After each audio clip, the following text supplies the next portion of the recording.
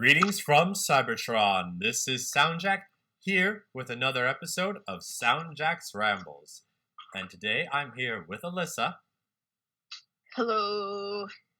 And we are here for a special Valentine's Day podcast, since this podcast actually is coming out on Valentine's Day. Woo. Look at us and our planning. Yeah. Hey, Alyssa. Happy Valentine's Day. Here's a podcast that you gotta edit. Thanks. It's what I've always wanted. This is totally a good way to celebrate the day. Let me tell you that. Oh, absolutely. But anyway, we are here today on Valentine's Day to talk about The Princess Bride, which, according to the wiki page, is listed as number 88 on the American Film Institute's number 88 on the American Film Institute's list of 100 greatest film love stories. Yeah, and actually it recently celebrated its 30th anniversary. Yes. This film was first released September 20th, 1987. Yep, so last year was its 30th anniversary. So that's not why we're talking about it, but it does make it a bit more appropriate, I guess. Yes, and more reason why that, it's a bit more about nowadays, because, a lot of theaters have been, doing re-showings of it because of the anniversary and whatnot. Yeah, I've actually seen a couple showings on, AMC and stuff, or on when I type in, Princess Bride. Typically, it has a theater thing that tells me when it's showing or where it's showing. So, or you can get a copy of the DVD for yourself, like I did at Target for $5. Yeah. Sponsor us. Yeah, actually, in case you wanted to watch this movie and you're like, I want to watch Princess Bride, but I don't know where to find it. It used to be on Netflix, but it's not anymore. R.I.P. Yep. But you can find it on most streaming, you can buy it in most online places, like Amazon Prime has it, Apple TV or Video, iMovie, one of those, something like that. I think YouTube has it where you can pay rent or pay to watch it, but typically those avenues are good ways to find it. It also has occasional TV airings. I don't know if it's airing at all this week or, anytime soon, but when I've looked it up, Princess Bride, I have actually seen it airing a couple times. So, if you want to catch it but you don't want to pay for it, I would say, look up Princess Bride TV showing on Google, or go on to TV Guide, and you can typically find if it's showing on any channels. I think the channel we saw it on, or we saw it was playing, was IFC. Yes. So if you have that channel, you might find it there. Yeah. Yes. Or you could also always check your local library and see if they have it there. Yes. I like to encourage people to visit their local libraries, so, shout-outs. It's not like she's in grad school to be a librarian or anything. No, that's totally not at all part of why I said that. No correlation. Yep. None. Yeah, but basically, if you're looking for legal ways to watch it, those are some of the avenues you can do it. You want to watch it, you can definitely find it, even though it's not on Netflix. Yes. But now that we've told people about where to find it, let's give them a brief summary in case they haven't watched it, or if it's been a while for them and we need to jog their memories. Sure. So do you want to do summary, or should I do summary? Yeah, you do the summary. You usually do the summaries. All right, cool. So The Princess Bride starts out with a young boy who is sick, and his grandpa comes to visit him and reads him a story called The Princess Bride, and it's sort of a frame story, so this comes back throughout the movie. And the actual story of The Princess Bride is about a princess, who'd have thought, named Buttercup, who is in love with a farm boy named Wesley, Actually, she's not a princess at the beginning. She's just a regular person. But anyway, Buttercup's in love with Wesley. Wesley decides to leave because he has nothing to give her first part of like being married to her or anything. So he leaves. He never comes back in 5 years. And in that time, she gets engaged to the prince of the land, Prince Humperdinck, which is the best name for a prince that I've ever heard, let me tell you. She gets engaged, but she doesn't love him. And then as she's riding one day, she gets captured by 3 dudes who then basically use her kidnapping to frame to frame another neighboring country, and get the country that I think it's Florin that Prince Buttercup's from, and Gilder, which is the country that they hate to fight. Yes. And then they go, and then there's this mysterious dude who's following them, and basically a bunch of hijinks ensue involving trying to get the princess back and all that other good stuff. Is there anything major that I missed? Nope, nothing in terms of spoilers. Not avoiding spoilers, but I mean, we're going to get into spoilers right now, so we are, yes. Yeah, so I don't think it would have been bad to mention more spoilers, like, that Wesley is the Dread Pirate Roberts. I didn't even mention that the guy who was following him's name, so... No, you did not. But, yeah, I don't know. Yeah. But anyway. Adventure, action, romance, it's got it all. Yes, it has a lot of different stuff in it. Yes. So if it's not like your generic rom-com, or even really your generic like sappy romance story, it is a romantic comedy, I think, but it's I'd say its humor hews more towards Monty Python than maybe some other romantic comedies out there. Yes. So if you like Monty Python's brand of humor, I think you'll probably enjoy The Princess Bride a lot. Yeah. That's basically my thing. So, yes. I really like this movie. We did forget to mention one thing. How we first heard about this film. Oh, yeah. How did I first hear about The Princess Bride? I think I just have heard people talk about it, like, over my life, being like, this movie's really fun. And then, there's that famous quote that's from it. My name is Nico Montoya. You killed my brother. My father, I mean. You killed my father. Prepare to die. Yes. And, and that's, like, the only thing I really knew about Princess Bride was that. And I think I also knew about the scene with Vinicio. Vinici? Vinici, yeah, that guy. Yeah. And Wesley having the battle of wits. But yeah. Aside of that, I did not know much about this movie going in. And I mean, we first watched it together when it was still on Netflix. Yes. But that's how I can't really pinpoint an exact moment. It was just sort of through cultural osmosis, if you will. Yeah. Yeah. For the most part, that's the same with me, that like I just heard about it. I didn't know what it was. I do remember mistakenly thinking it was The Princess Diaries that I was thinking of. No, those are 2 different things. Yeah, I know that now. Oh man.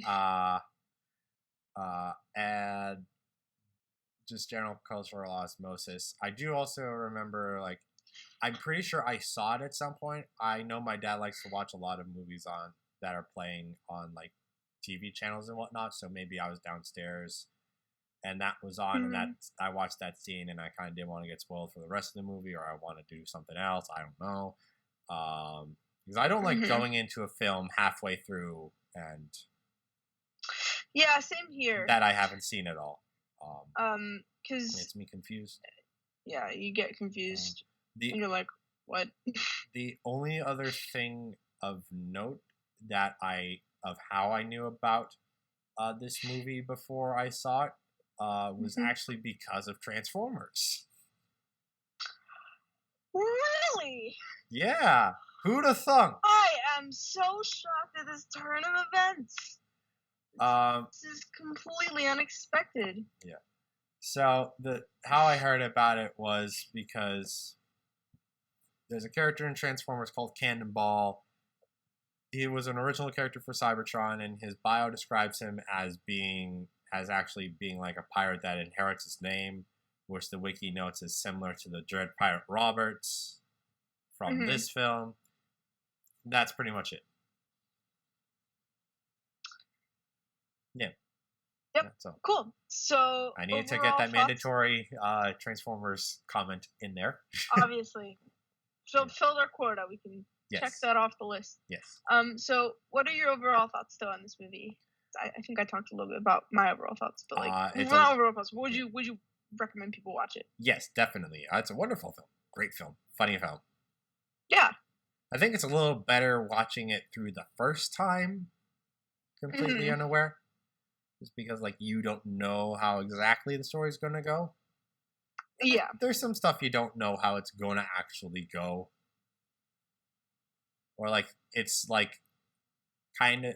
There's a few, like, trope moments, but you don't know how they're going to happen. Right. Like, of course... Wesley, who is in fact alive, is the Dread Pirate Roberts, does save Princess Buttercup, but you don't know how it gets to it. And stuff like that. Right. So you're saying, like, the movie itself, as far as, like, it's not a movie that really throws you for a lot of loops. No.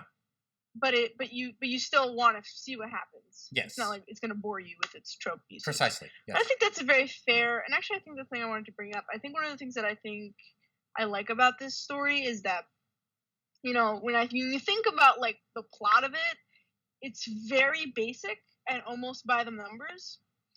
And what I mean by that is, you know, Princess Buttercup isn't really any, like, different from your average damsel in distress. Wesley is no more different than your average hero. You know, the Prince Humperdinck wanting to, you know, kill people and, like, be an awful guy. Also not any different from tropes. And, you know, the idea that, like, at the very end, like, Buttercup was willing to kill herself because she didn't hear from Wesley at all. I remember. Like, I don't know, there's just a lot of, on the paper, if you just, like, stripped away everything, I think this story is pretty, like there's nothing really new about it. You know, it very much is very fairy tale-ish. But I think that the fact that it's still really engaging and, you know, really you want to watch the whole thing shows its strengths. And I think really its strengths are in its humor and in its and also in this frame story too. I think the humor parts of it and the fact that it doesn't take itself too seriously is, to me, what makes it, like, makes the plot more engaging. I think if that humor wasn't there, it might be boring. That's not to say I think the film is boring at all. That's just, I think that I really admire the film for being able to have such a basic plot, but make it exciting still, you know? Yeah. Especially a plot as simple and as, you know, something as familiar as a fairy tale. So. Yes. Absolutely. Very much agreed. So now I think we should get into delving into some of the... Just start talking about the film in more general terms, or more specific terms, I should say. Okay. Why don't you start on that one? All right. Dread Pirate Roberts. Awesome. Want to elaborate on that one?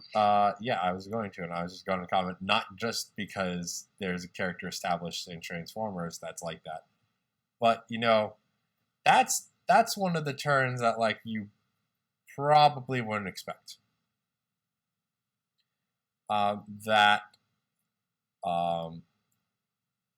Wesley becomes the Dread Pirate Roberts. If you don't know the film, you don't know, oh, hey, this character is actually a legacy character, and, like, the different people take up the title of Dread Pirate Roberts over the years. Or if that's so no one would expect, oh, she heard Wesley's dead? Well, he's dead. He's gone. He's gone from this film forever. Now let's see how her life turns out with this new guy. And then don't expect that, like, oh, Dread Pirate Roberts is being a jerk to her. Well, maybe when they start realizing he's being a jerk to her about her not believing in his true love, maybe some people would be like, wait a minute. I mean... But I doubt most people would have on their first watch. I knew it was Wesley pretty immediately. Mostly because, like, you can tell it's the same actor. Oh. He has the same voice, hairstyle. I'm terrible at telling actors apart. Like, especially I was like, know. It's Wesley. Like, that was... Like, if I'm going to... If, like, I don't know, that just seems pretty on the nose to me. You know? And also the fact that, like, he's following her. Like, why else would some random pirate go after this random chick? Or, you know, like... Well, maybe I'm just oblivious then. Have you ever thought about that? Maybe I'm just completely oblivious to everything, huh? like there's literally no other reason for the Dread Pirate Roberts to be going after this chick, unless, like, he had some sort of ulterior motive. And, like, I mean, you could maybe argue ransoming her, but there are a lot better ways to do that, considering the amount of trouble he goes to capture her or to get her back, you know? So, I don't know. On my first watch, I was like, that guy, it's Wesley, you know? So. Fair. We just had different experiences then. I mean, no judgment. If you didn't realize it, you know, that's fine. Yeah. I don't think it... But I also don't think that you realizing it's Wesley it takes away from the experience. Speaking for me, I think it makes it, you know... Yeah. I don't think it's like... my point is, I don't really think they were intending for the fact that the Roberts was Wesley to be that big of a twist to the audience, at least. Yeah. It's not like oh, Luke, you are my son. Yeah, it's not like one of those twists where you're like, what? I think it was... I mean, obviously, Buttercup doesn't know. Yeah. But I think that it... I don't think it was meant to be a big secret. So I don't think it's a bad thing if you, like, noticed it or you didn't notice it, you know? Like, it's not an essential twist in the way that other things might be. Yes. But it's very impressive of all the skill, of all that he shows off, all of his speed, his strength, his combat, his intelligence, and the trials. And, you know what? Let's go to the trials and let's talk about that sword fight. With... the sword fight was, oh my gosh. So I think the sword fight is probably where the humor in the story really starts to pick up, because you just have, what's the swordsman's name? Oh, Inigo. Yes. Obviously, duh. Inigo is, like, so anxious to, like, fight this guy. I mean, he could just, like, leave him there, you know, if he was actually interested in killing him, but he's not. He's like, I don't want to fight you because I like to fight with my sword. And it's so funny because they lay out, I want to kill you, and then it's just, again, with that Monty Python humor, you have just him being, like, talking about his backstory, and, like, they're just like, you know, I hate to kill you, and then, like, you know, Wesley's like, yeah, me too, and then they start fighting, and then you realize, and they're like, you know, there's something you don't know. What is it? I'm not left-handed. And then he switches. And then, like, you know, later, Wesley's like, there's something I know something that you don't either. And it's like, what is that? I'm not left-handed either. And it's so funny how, like, both of them were just like, yeah, if I use my right hand, it'll be over too quickly. I need to use my other hand so it's more fun. Like, yeah. It's so interesting how that is, and that they both value, like, the sportsmanship of it. Yes. Also, I will comment that fight scene is so, like I don't think it's, like, low budget, but, like, it's definitely kind of cheap looking, but not in, like, a bad way, in, like, that sort of charming way, you know? Yeah. And, like, the way that, you know, you can sort of, the way the set is built is just really interesting in the scene, so. I mean, it was probably high quality for it being in the 70s. Yeah, I'm not like questioning that. I'm just commenting that I thought it's a funny movie. It's not it's an 80s film, right? 1987, you said? Yes. So Did I say 70s? It wasn't in the 70s. It was in the 80s. Yeah. Why did I say 70s then? I don't know. I think I got confused with the 7. Yeah. Like I said, I don't think it's like bad. I just think it's like charming in the way that it's sort of low budget. Yeah. Oh yeah, absolutely. Something that was definitely a high budget though was the rodents of unusual size, I think. Yeah. I'm not entirely sure how they did the puppetry on that one. I'm guessing they did. Was it? I don't know if it was like people in a suit or if it was like. I don't think it marionettes. I think it was probably. Well, it doesn't because the RUOSs were like almost as big as Wesley. You could probably hire a little person to do that. Yeah, a little person probably, but not like. So I wouldn't be surprised if it was like. Granted, a little person in there. Granted, how those feet work, that may be a bit awkward. Yeah, I'm talking. Obviously with special effects, there's probably moments where like if it was like a huge close up on the rat, it was probably like just like a hand puppet. But then maybe for the full body shots, it was probably like someone in a suit if they were walking. Yeah. Or not. Like I don't know. Maybe I'm not like a expert on puppeteering, so I'm not entirely sure how special effects like that would work. But suffice it to say, I think that they're very creative and they did look pretty nasty. So yes. Oh yeah. That whole scene in the fire swamp though, I think was pretty great. Yeah, I think it was too. I think probably the most hilarious thing about that scene was just that like how casual they were about stuff. Like as soon as the dangers were gone, they were just like, "Oh, here's another burst of flame. I'm just gonna move you over here." I think that was much more Wesley as opposed to Buttercup. Well, yeah, but I'm commenting that it was just funny that how blasé he was. Like, oh yeah, this is just normal. We're just in a fire swamp. Oh, this is just Wednesday. I'm just so cool. It doesn't matter. Yeah. 5 years. He's so skilled and knowledgeable about the world. Mm-hmm.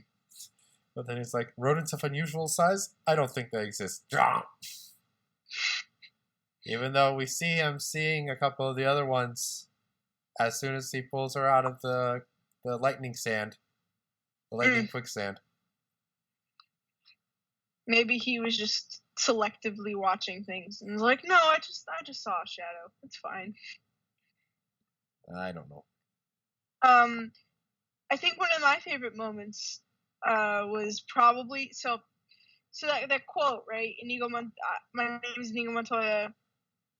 You killed my father. I prefer to die. Yeah. Like when you hear that quote, you're like, oh, you think that quote's like not that important. It maybe it's only memorable because it's just like, said once in like an impactful way. Because I've only ever heard that quote out of context. But no, Inigo Montoya says that quote like 6 times. And like, especially during the fight that he has against the 6-fingered man, he's just like, my name is Inigo Montoya, you killed my father. Yes. Like, oh my god, this guy. I think he's motivated on pure rage alone, and I love it. Revenge. Pure revenge. Pure revenge, Yeah. They're very similar looking. Yeah. Just he's so fueled with revenge that even a stab to the stomach is like nothing to him. He's just like, or he got possessed by his brother's ghost or something. Could also be because there's something weird going on with that sword when he was trying to find the Wesley. Oh yeah, that scene was kind of funny though. Yeah. Just like, oh, that's my sword guide me. He's like, and he walks into a tree, stumbling, and I'm like, that's great. And then he just walks in the tree and is like, oh, my belief failed me. Oh no, it didn't, because I accidentally activated the secret lever. Yeah. I'm trying to think of other moments that I liked a lot from this movie. I think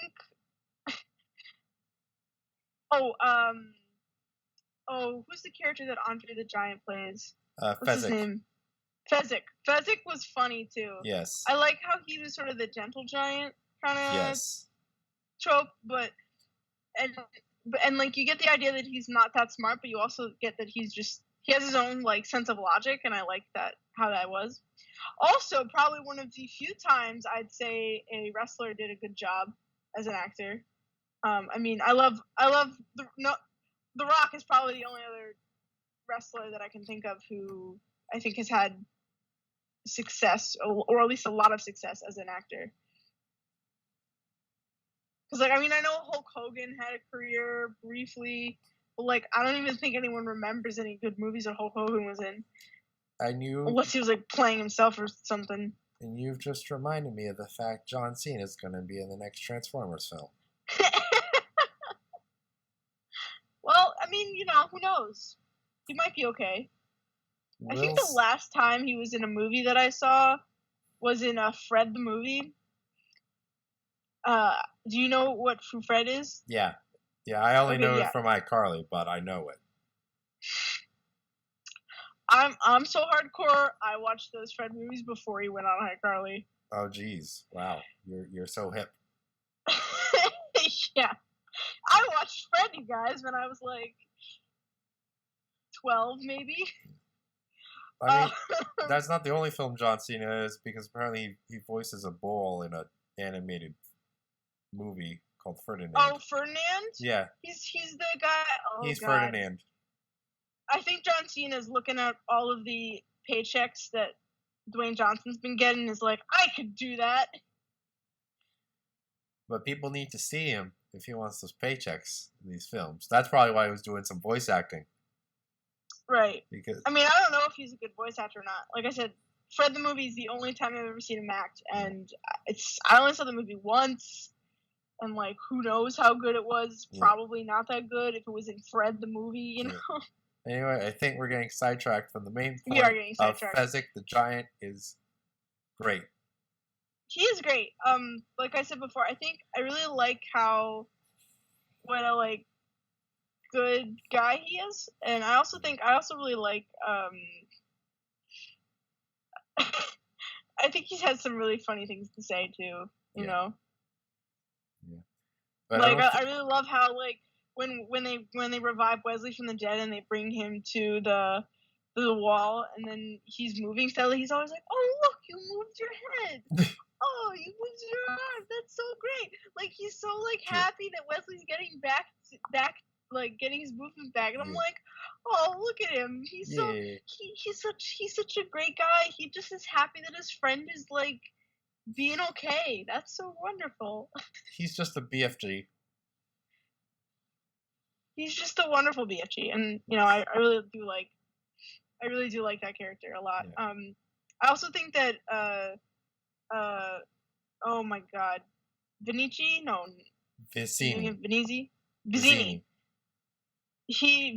That's right. Vicini is also really funny.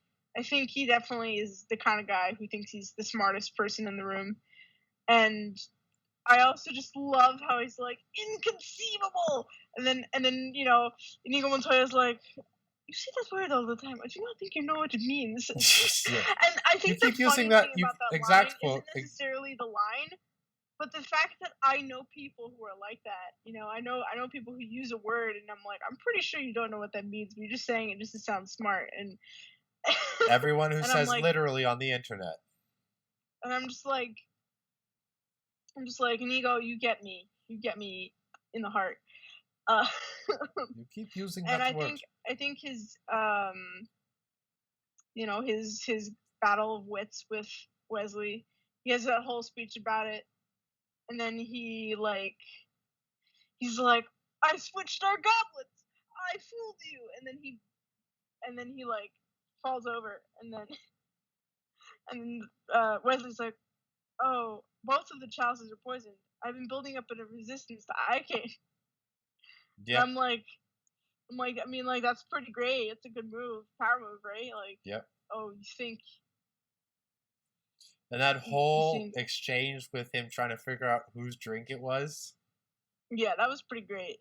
Yeah. And you're like, you're listening to his logic, and you're just like, what? and then you realize there may be something to it when Roberts is like, "You're trying to make me give something up." Yeah. Yeah, I don't know. There's just a lot of really great moments in this movie. Yes. And I do think that it's really nice. And like I said, I also really want to bring up the framing device of the grandfather and the child. Yes, The that child needs is to played be by Fred mentioned. Savage, by the way. Which when I saw him, I was like, I know that actor. I know him. I've seen him in things. What is his name? And then when I saw the credits, I was like, oh, it's Fred Savage. Of course. He was like the premier child actor of the 80s, outside of Macaulay Culkin, obviously. Uh-huh. I would say Fred Savage was more late 80s, early 90s, and Culkin was more mid 80s. Yeah. But yeah, he did a great job. I also think it was just really nice to have that like returning image of like, you know, the grandfather and the kid interacting, and then how like the kid gets like more invested in the story. And I don't know what it is about it. I think it's just really great because it's sort of, you know, the story is like helping these two people bond. And I think it's really nice how I also really love how the last quick closing line is when the grandfather says "as you wish" to the kid when he asks him to come and read the story again. And Yeah. I'm just like, that is so sweet. Like, you know, it's a story of love, but it's not just about romantic love, it's also about familial bonds and that kind of stuff. And that's always really great to have in a movie too.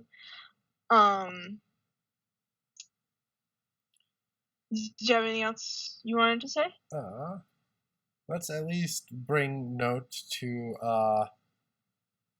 the Billy Crystal who was in this film. Oh yes, for the Billy Crystal cameo. How did I forget about him? Yeah. He was pretty funny. As soon as I saw him, I was like Billy Crystal. He had a really good bit. I think the fact that he he works as the Miracle Man, and then he's like, oh, he's only mostly dead, and then oh, sorry folks, I just yawned. Excuse me. So we it's not that late, we promise. Yeah, no, it's not. When we're recording this. And I also just I don't know. He was just really funny. He had a lot of funny stuff to say. And Billy Crystal is a very funny actor. I don't know. I don't think I've ever seen a bad Billy Crystal performance. Have I seen another Billy Crystal performance? Well, he's Mike Wazowski. Well, then I have. Okay, I have seen him in other things. Yep. I also know he's in When Harry Met Sally, although I have not seen that movie, so I can't speak to his performance in that one. But that's funny that Mike Wazowski was Mike Wazowski, because there was just a new trailer. Sidetracking a little bit, there was a new trailer with Monsters Inc. for Kingdom Hearts 3, because that's going to be a world. So they were showing that off a little bit before I started this podcast. Wait, Billy Crystal's playing Mike Wazowski in the game? They only showed off the Japanese version. Oh, but I'm saying, Mike Wazowski was there because they were showing off the Monsters world. It would be a little bit like they typically don't get the actual actors to reprise their roles for the most part. It's like they don't. I thought they did. For some they do. I know they did. The voice of Alice is the same person who voiced her all the way back in the 60s, 50s, whenever that cartoon came out. I know they got Angela Lansbury back for Mrs. Potts. Yeah, like some of the characters they do, but most of them are imitators. Yeah. Or like because they typically will have voice actors who will imitate the original voice for like merchandise. Okay, that's fair. And stuff like that, and so typically those are the actors who do the voices for the video games. Some of them don't though, or some of them do, but most of them don't. Anyway, off that tangent, I actually. Unless you had anything else to say, I wanted to bring up something that I kind of didn't like. If that's okay. Okay. So one of the things, I don't necessarily think it's bad storytelling.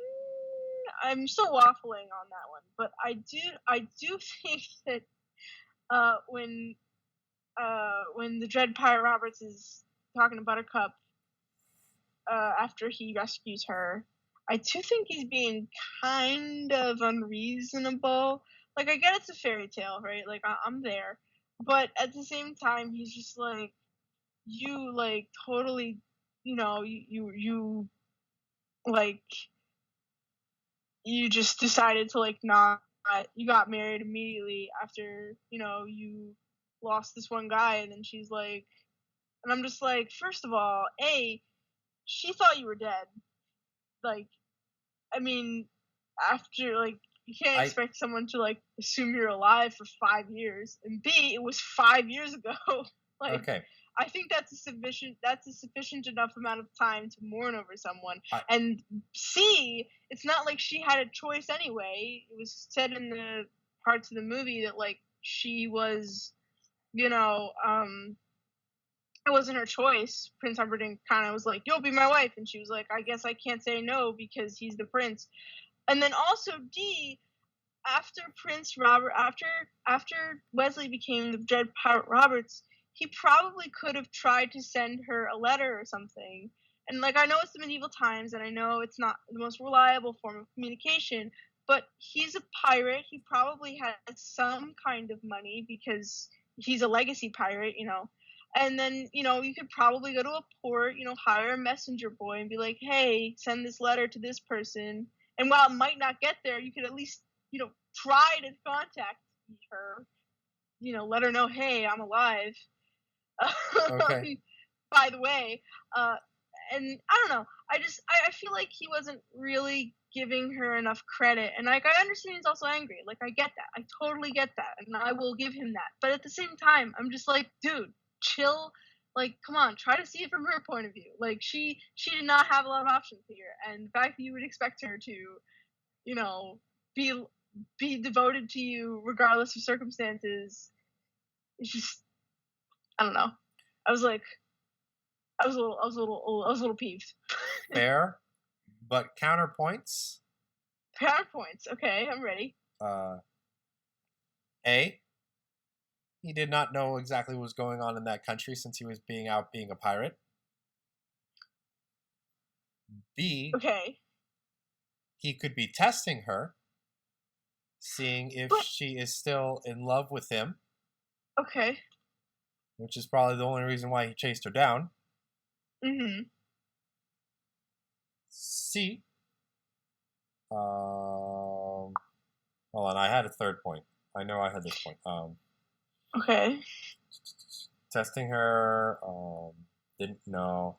See, again, like, he didn't know how. Since he doesn't know how the country was working, he did not know how long it had been since he left and she started dating Humperdinck. Okay. Oh, yeah. wait, never mind. That's more so with point one. My third point. Oh crap! I lost it again. It was. Oh, he didn't know it was an arranged marriage. That was my separate point. Okay. Yeah. I mean, And like, D. Your point of him not sending the letter is completely legitimate, but shh. okay. Fair that he didn't know. I get it that he didn't know these things because, like I said, he didn't contact her when he could have, and not have it be that unbelievable. But at the same time, it's just, I don't know. Like, why would you have to test someone if you love her? If the whole point is true love, then shouldn't you not have to test someone for that? Well, he might. Well, Dread Or Pirate at Roberts. least, like, Well, Dread Pirate Roberts is a pirate, so probably be an enemy of the state. So if she was really in love with Humperdinck, she may turn him in. I mean, that's fair. I don't know. To me, I just felt kind of I frustrated will give with it to you that it's not like set up well for why, but like you can justify reasoning for it. And like I said, if you think about it from a pure emotional standpoint, like, I get it. Like, he's upset.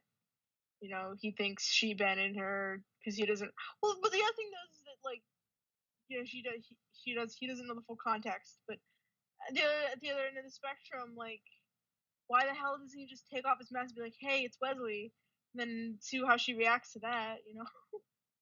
to putting up for the charade the whole time. I don't know. That scene to me at least seemed the weakest. Mhm. Just because I felt like it was a little unfair Yeah. to Buttercup. Yeah. And I didn't feel like it was necessary, and I just thought that like Wesley was just being butthurt. It makes me probably sound like I have no emotion and don't care about things. But I don't know. That just was my feeling coming away from it. But Mhm. that's like one of the only scenes that I was like, I'm not feeling this. It's good. Yeah. That's you know. Also, shout out to the albino. I don't think we mentioned him, but No. he's also really funny. Yes. We also never I like mentioned how- the clergyman, the impressive clergyman. Oh my god! Okay, you want to talk about good reveals? That's a good reveal. You know, you have the wedding. They're all kneeling. You know, he turns around and we're like, oh, you know, this is just gonna be him. He's just gonna talk. But then he just goes, marriage, and you're just like, what? And it's just he talks so like weirdly, and that was really funny. Yeah. It's just like that to me is like why I like this movie. That just that kind of comedy really shines. Yeah. I'm gonna go back a little bit and just be like, my problem with the film. The only problems I have are a couple minor plot holes. Fair. The one that I brought up the last time we watched this was, wait, how did they get the rope up there? When they were climbing the cliffs of insanity, the rope was just there waiting for them. Oh, I see. All the way tied up, so they had to have. They planted it. They would have had to preset it. The only thing I can think of is that they like either had another accomplice or they planted it there originally. Which I don't know, man. Yeah, I mean it's possible. It's just probably... like it's just kind of like the rope is just there, and I guess they probably didn't have, unless like that's a very untraveled area. I guess they couldn't have had it there long to prevent someone from like taking it down or damaging it or whatever. Right, and I mean, I don't know. I think that plot was probably more explainable. Yeah.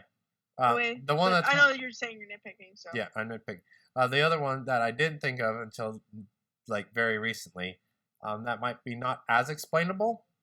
Why was the Dread Pirate Roberts all by himself and ended up following them? Oh, you mean like how did he find them? How did he figure out that they stole Princess Buttercup? How did he happen to be in a ship by himself despite him having his own crew? What was... that. Was he going to actually pick up Princess Buttercup? And then learn, oh wait, she's married? She's getting married? True love.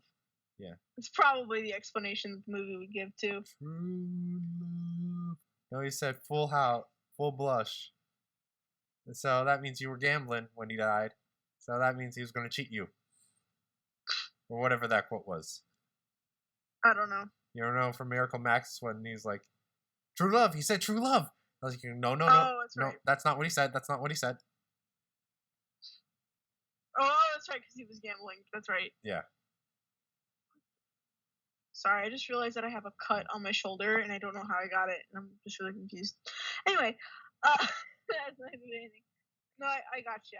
Yeah. What was the other one you were talking about? I already talked about it with the cliff. I already talked about it with the rope and the cliff. Oh, no, I meant, like, did you have any other plot holes or nitpicking? Okay, so was it? Nope. Yeah, that's it. That's all. Cool. Overall, it's a very solid film. Yeah. I don't know. Is there anything else that I wanted to point out? I don't really think so. I think everything else was pretty fine. I don't really know. Sorry. Yeah. I guess the last person we never mentioned was the Count with his weird suck machine. Oh, yeah! The thing that sucks away your life? Yes. Yeah. I think it's kind of funny how he was, like, almost acting like a psychiatrist and was like, I want you to tell you in honesty how that made you feel. And... yeah. And I think that was also the suck machine was just so bizarre to me. Yeah.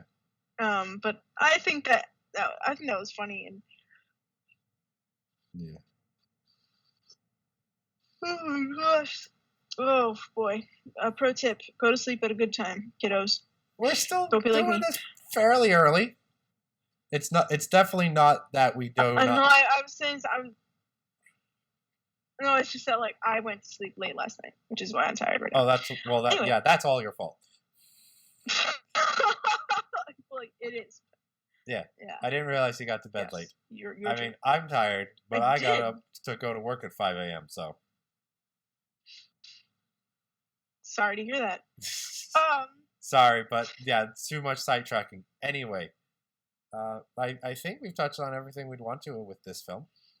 Yeah, I think so.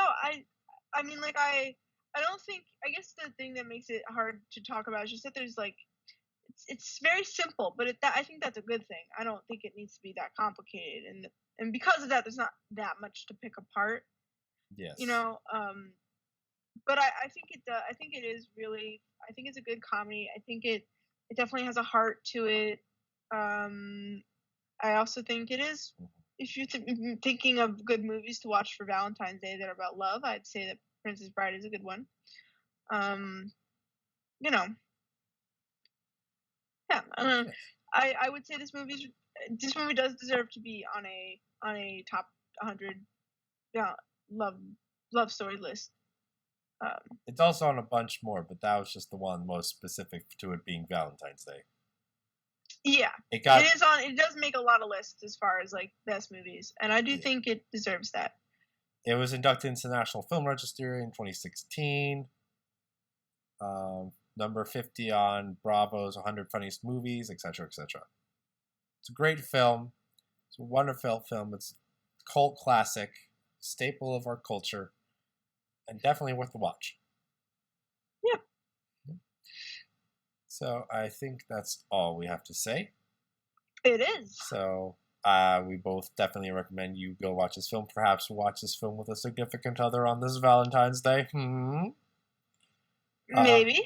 Possibly. Or you can, or your significant pet, or your favorite bowl of ice cream.